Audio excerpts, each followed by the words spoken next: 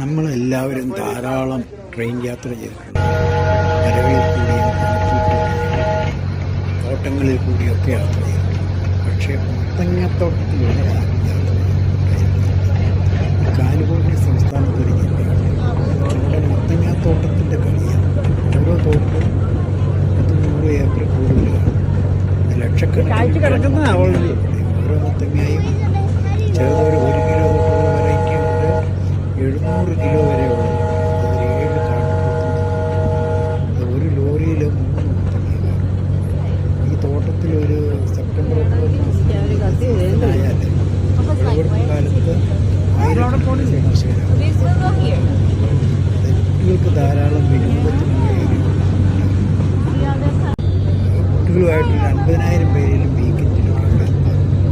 ആ തോട്ടത്തിലൂടെ ഉള്ള അവരുടെ തീവണ്ടിയിലൂടെ യാത്ര.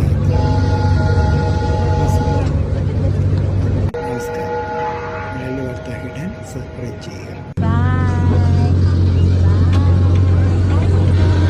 ബിഷപ്സ് പംകിൻ ഫാം എന്ന് പറയുന്ന ഒരു തോട്ടത്തിലാണ് ഞങ്ങൾ പോയത്. ഇവിടെ മിക്ക തോട്ടങ്ങളിലും ഇങ്ങനത്തെ വിനോദത്തിനുള്ള കുട്ടികൾക്ക് വിനോദത്തിനുള്ള അറേഞ്ച്മെൻറ്റ് ചെയ്തിട്ടുണ്ട്.